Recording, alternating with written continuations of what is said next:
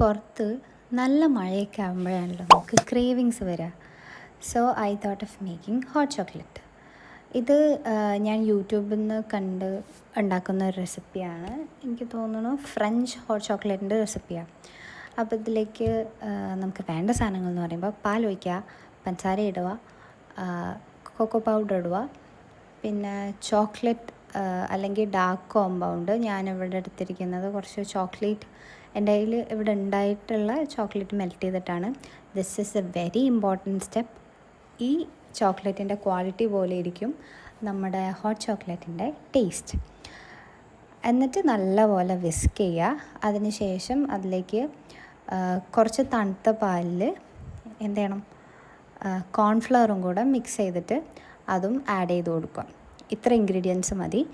എന്നിട്ടിത് നല്ലപോലെ വിസ്ക് ചെയ്താൽ നമ്മുടെ അടിപൊളി ഹോട്ട് ചോക്ലേറ്റ് റെഡി.